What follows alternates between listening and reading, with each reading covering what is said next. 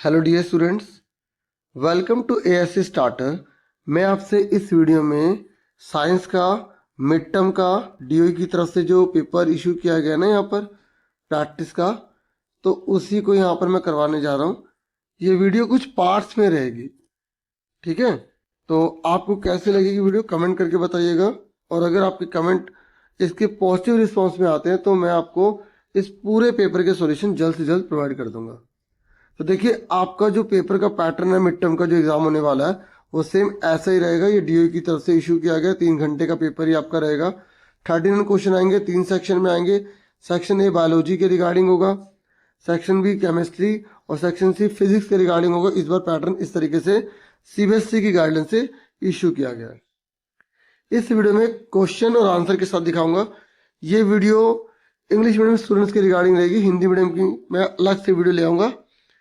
बाकी हिंदी मीडियम वाले भी देख सकते हैं क्योंकि समझा तो मैं हिंदी में ही रहा हूँ, ठीक है।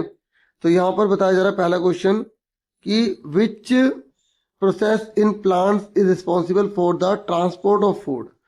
ये कह रहा है वो कौन सा प्रोसेस है जिसमें प्लांट्स जो है ना वो फूड को ट्रांसपोर्ट करते हैं, वो कौन से प्रोसेस के नाम से जाने जाते हैं।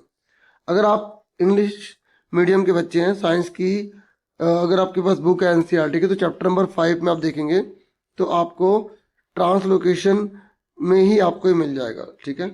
तो इसका आंसर क्या है, ट्रांसलोकेशन। क्योंकि जब ट्रांसपोर्ट करते हैं ना फूड को तो ट्रांसलोकेशन होता है, और अगर खाने बनाने का होता है तो फोटोसिंथेसिस होता है, ठीक है। अब जो मैंने आंसर जैसे कर रखे हैं ना, तो मैं उसी पेज पर आपको ले चलता हूँ ताकि आपको और आसानी से आंसर भी दिख सके और समझ भी आ सके, ठीक है। उसके बाद नेक्स्ट क्वेश्चन है हमारा यहाँ पर कि एक ना पर्सन है, एक्सीडेंटली क्या हुआ, उसने टच कर दिया किसी हॉट ऑब्जेक्ट को और उसने अपना हाथ विड्रॉ कर लिया। तो ये किसका एग्जाम्पल है? इनवॉलेंट्री है, हार्मोनल है, वॉलेंट्री है, रिफ्लेक्स है। तो ये रिफ्लेक्स एक्शन है, ठीक है ना। तो वॉलेंट्री जो हमारी मर्जी से होता है, इनवॉलेंट्री जो हमारी मर्जी से नहीं होता। लेकिन रिफ्लेक्स वो होता है जो स्पाइनल कॉर्ड के थ्रू माइंड में बिना पूछे फटाफट हो जाता है, सडन चेंज एकदम हम करते हैं। फिर नेक्स्ट है which of the following will have the least amount of energy in the food chain. तो लीस्ट अमाउंट ऑफ एनर्जी किस में होती है फूड चेन में? तो वो होती है टर्शरी में, ठीक है। तो आपको पता है, आपने ये पढ़ा होगा फूड चेन में, आपने इस तरीके से पढ़ा होगा, प्रोड्यूसर, प्राइमरी कंज्यूमर, फिर सेकेंडरी कंज्यूमर, फिर थर्ड में टर्शरी आते हैं, ठीक है। तो ये हमारा आंसर क्या है, डी। फिर नेक्स्ट है the stomatal pore open when. ये कह रहा है जो स्टोमेटल जो पोर होते हैं, ठीक है, वो कब ओपन होते हैं? कब ओपन होता है? वो तब ओपन होता है जब गार्ड सेल जो है ना वो फूल जाती है, उसमें जब पानी एंटर कर जाता है। तो इसका आंसर क्या है, ए, ठीक है। बाकी आपके कितने सही थे आप कमेंट करना चाहिए, कर सकते हैं। ये कह रहा था गस्टरी रिसेप्टर, ठीक है, और ओल्फैक्टरी रिसेप्टर ह्यूमन में वो कहाँ पे प्रेजेंट होते हैं? तो गस्टरी जो हम टेस्ट वगैरह लेते हैं वो, और ओल्फैक्टरी जो हम सूंघते हैं, वो कहाँ पर अवेलेबल होते हैं? इंसान के अंदर।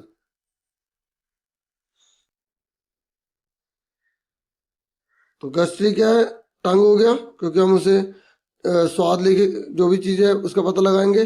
और ओल्फैक्टरी क्या है, इसे हम सूंघेंगे यानी कि नाक से। तो इसका आंसर क्या आ गया, सी आ गया।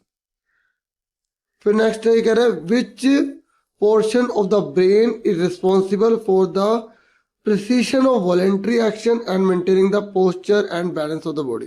देखो, अगर आपने बुक में एक एक लाइन को अच्छे से स्टडी किया है, उसे याद है आपको, तो आप इजीली सारे आंसर दे सकते हैं, ठीक है। ये आपकी न्यू बुक के हिसाब से चैप्टर 6 है ना, उसी में आप देखोगे, ठीक है। जब ब्रेन का जो टॉपिक खत्म हो रहा होगा लास्ट में देखोगे तो सेरिबेलम उसके आपके लिखा होगा, और ये लिखा होगा कि ये जो वॉलेंट्री एक्शन और जो है ना पोस्चर को मेंटेन करने में और बैलेंस ऑफ बॉडी को मेंटेन करने में हेल्प करता है, ठीक है। तो ब्रेन के सारे पार्ट है। देखो, पहले तो ब्रेन के आपको 3 ऊपर ऊपर के पार्ट पढ़ने हैं, fore brain, mid brain, hind brain.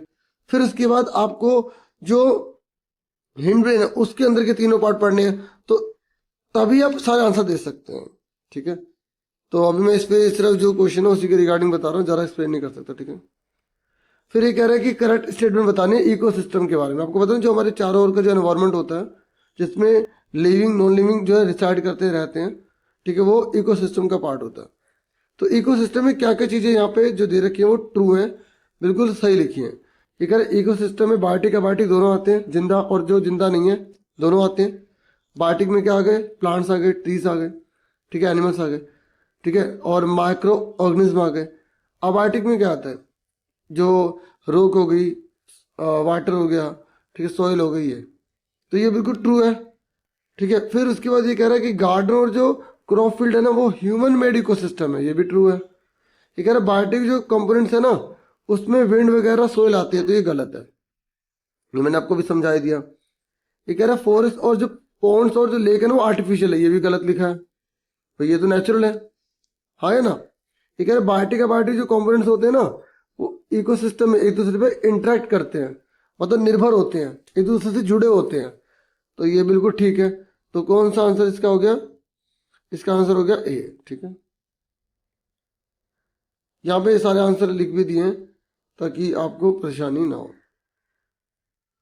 अब असर्शन और रीजन, ये कह रहा है ओजोन जो है ना हायर लेवल पर होती है, हमारी अर्थ पे हाई लेवल पर होती है, और ये हम जो ऑर्गेनिज्म है ना उन्हें बेनिफिट प्रोवाइड करती है एटमॉस्फेयर में, तो ये बिल्कुल ट्रू लिखा है। ये कह रहे इसका रीजन ये है कि जो ओजोन शील्ड है ना हमारी धरती के ऊपर जो सर्विस पर है ये हमें यूवी रेस से बचाती है, तो ये भी ठीक है। देखो ये कह रहा है फायदा इसलिए तो है क्योंकि यूवी रेस से बचाती है, तो असर्शन भी ठीक है, रीजन भी ठीक है। अब देखो कई बच्चों को असर्शन रीजन में दिक्कत आती है, तो सिंपल तरीका ये है, सबसे पहले देखो कि दोनों ट्रू है या नहीं है। अगर ट्रू है, दोनों ट्रू है, तो फिर देखो कि क्या नीचे वाली जो बात है वो ऊपर वाले के लिए लिखी है। हाँ भाई, बेनिफिट क्यों है इस ओजोन लेयर का, क्योंकि ये यूवी रेस से हमें बचाती है, अल्ट्रावायलेट रेडिएशन से हमें बचाती है, तो दोनों ठीक है, तो इसका आंसर क्या होगा, ए हो जाएगा। फिर नेक्स्ट है 9वें नंबर पर, ये कह रहा है कि energy requirements of the autotrophic organisms are fulfilled by the photosynthesis. ये कह रहा है जो एनर्जी ऑटोट्रोपिक को रिक्वायर होती है, ऑटोट्रोपिक यानी कि पेड़ पौधे, प्लांट्स, ठीक है, ब्लू ग्रीन एल्गी, ये कह रहे हैं इनकी एनर्जी की जो फुलफिलमेंट है ना वो फोटोसिंथेसिस से होती है, क्योंकि उसी से खाना बनाते हैं, बिल्कुल ठीक है। ये कह रहा है जो कार्बन डाइऑक्साइड है ना वो ऑक्सीडाइज हो जाती है, फ्रॉम कार्बोहाइड्रेट से ऑक्सीडाइज हो जाती है, नहीं, ये गलत लिखा है, वो ऑक्सीडाइज नहीं होती, उल्टा वो क्या होती है, रिड्यूस हो जाती है, ठीक है। तो आपको ये यहाँ पे इस रीजन लिख के दे दिया गया है, ठीक है। फोटोसिंथेसिस है ना, CO2 जो है वो रिड्यूस होती है, ना कि ऑक्सीडाइज होती है, ठीक है। फिर नेक्स्ट है, क्योंकि हम जो है ना ऑक्सीजन जो है ना हम लेते हैं और कार्बन डाइऑक्साइड छोड़ते हैं, तो पौधे क्या करते हैं, पौधे ऑक्सीजन जो है वो छोड़ते हैं, कार्बन डाइऑक्साइड लेते हैं, इसलिए, ठीक है।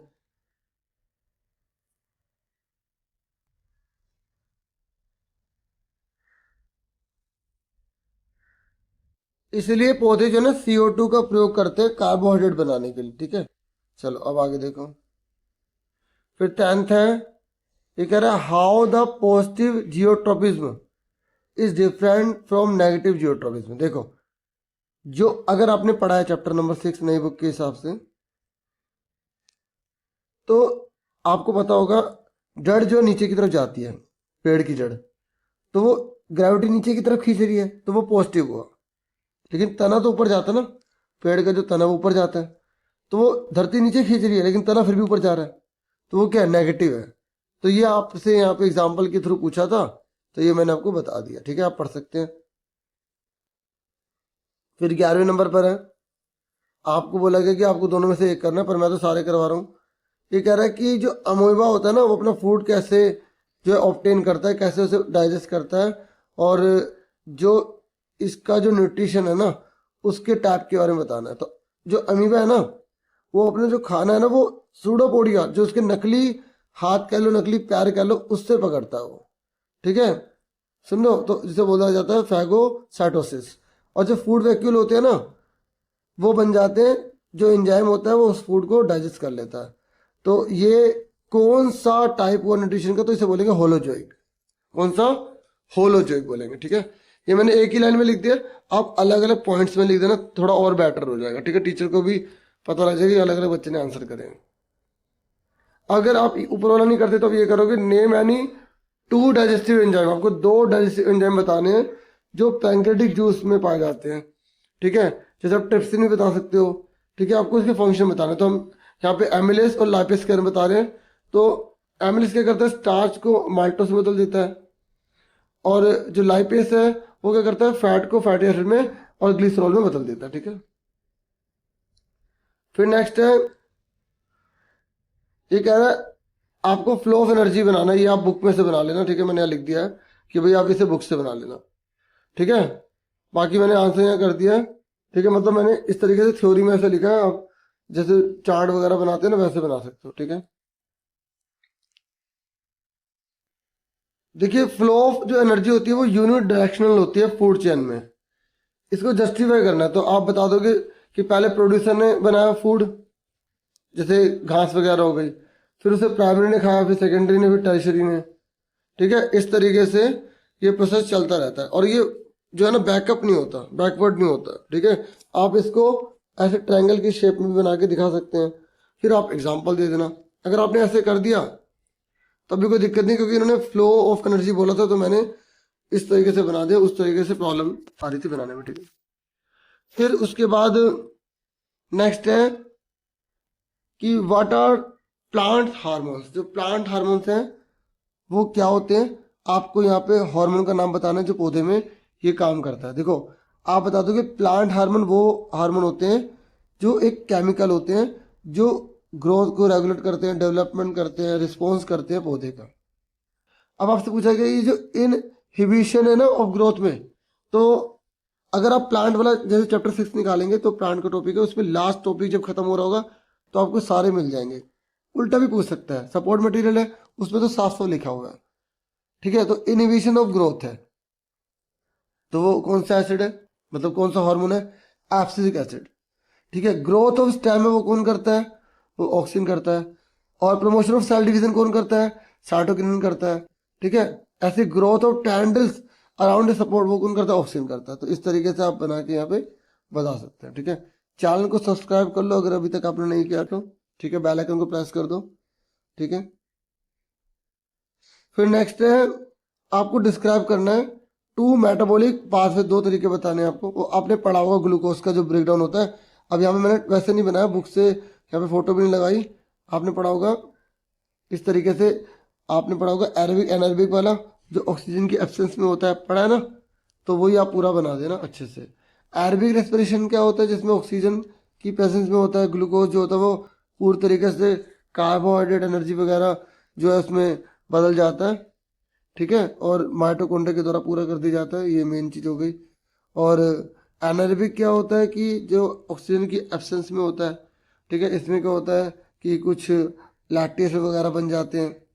ठीक है ना, और स्मॉल अमाउंट में एनर्जी रिलीज होती है इसमें।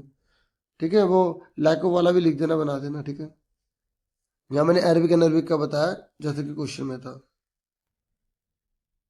फिर नेक्स्ट है how the mode of transport of oxygen is different from the transport of carbon dioxide in our body. Oxygen का जो ट्रांसपोर्ट है और जो कार्बन डाइऑक्साइड का ट्रांसपोर्ट है, दोनों में क्या अंतर है। देखो जो ऑक्सीजन का ट्रांसपोर्ट है वो हमारी बॉडी में रेड ब्लड सेल होती है हीमोग्लोबिन, उसकी वजह से किया जाता है। और जो कार्बन डाइऑक्साइड है ना उसमें जो है प्लाज्मा के ज़्यादा यूज़ माना जाता है, प्लाज्मा का यूज़ होता है। ठीक है, और हीमोग्लोबिन का इसमें कम हिस्सा होता है, इतना बहुत है इसमें। फिर उसके बाद है कि साइंस की क्लास चल रही है, स्टूडेंट्स ने सीखा। ठीक है, किसके बारे में, महत्व के बारे में सीखा कि किस तरीके से मैकेनिज्म का फीडबैक होता है हमारे एंडोक्राइन सिस्टम में। तो अब क्वेश्चन इसके बेस पर है कि कौन सा इंपॉर्टेंट फीडबैक है मैकेनिज्म का जो हमारे हार्मोनल एक्शन के द्वारा एनिमल में लिया जाता है। तो आप बताओगे कि फीडबैक जो होता है ना उसकी मदद से हमारा जो हार्मोन का बैलेंस रहता है बॉडी का। ठीक है, जैसे क्या होगा कि जैसे देखो एंडोक्राइन जो ग्लैंड वगैरह होते हैं वो अलग अलग हार्मोन को रिलीज करते हैं। ठीक है, जैसा रिस्पॉन्स होता है उसके हिसाब से, जैसे ब्लड शुगर अगर बढ़ जाती है तो इंसुलिन हार्मोन जो है ना वो इंसुलिन को छोड़ता है ताकि शुगर जो है वो अपने नॉर्मल लेवल पर आ सके। ठीक है, और अगर जैसे शुगर वगैरह नहीं होती तो वो रुक जाता है। तो आप बना बना के अपना बता सकते हो। फिर है कि अगर ये नहीं करना, ये कर सकते हो कि जो हार्मोनल मैकेनिज्म है ना, ठीक है, वो कैसे कंट्रोल कोऑर्डिनेशन में एनिमल में काम करते हैं और ये नर्वस कंट्रोल से कैसे अलग होते हैं। देखो, हार्मोनल जो कंट्रोल होता है ना वो धीरे धीरे होता है, ये केमिकल के द्वारा होता है लेकिन लंबे समय तक रहता है। लेकिन नर्वस जो कंट्रोल होता है ना वो बहुत तेजी से होता है और ये इलेक्ट्रिकल इम्पल्सेस बेस्ड होता है और शॉर्ट लास्टिंग थोड़े समय के लिए रहता है। ठीक है, तो मतलब कुल मिला के यहाँ पे इन्होंने सिंपल तरीकों से डिफरेंट ही पूछा था। ठीक है ना, आपसे हार्मोनल और इसके बारे में। फिर सी है कि आपको नेम बताना है उस हार्मोन का जो पैंक्रिस के द्वारा रिलीज किया जाता है जब शुगर लेवल जो है वो बढ़ जाता है। तो आपको मैंने ऊपर बता दिया, इंसुलिन हार्मोन है। ठीक है, फिर आपसे पूछ रहे हैं यहाँ पे कि आपको बताना है कि उस हार्मोन का नाम जो एड्रिनल ग्लैंड के द्वारा निकलता है उसका इंपॉर्टेंट फंक्शन बताओ। तो ये तो हमारी ना इमरजेंसी में मदद करता है, जैसे अचानक कोई लड़ाई हो या कोई चीज़ एकदम हो जाए तो इसमें क्या होता है, हमारी हार्ट बीट बढ़ जाती है, हमारी सांस जो है बहुत ज़्यादा बढ़ने लग जाता है। ठीक है, तो बोलोगे ये सेव करने का काम करता है। ठीक है, यहाँ पे थोड़ा सा और ऐड कर लेना। ठीक है, तो अभी फिलहाल इस वीडियो में हम 15 क्वेश्चन रखते हैं। ठीक है, बाकी आपके लिए नेक्स्ट में और आगे के जितने भी क्वेश्चन है वो आगे की वीडियोस में लेकर आऊँगा। ठीक है, तो इतना ही था इस वीडियो में। वीडियो को लाइक, चैनल को सब्सक्राइब करें। कैसे लगी वीडियो कमेंट करके बताइएगा, बाकी कोई सजेशन हो दे सकते हैं। Thank you for watching and listening carefully. Take care students.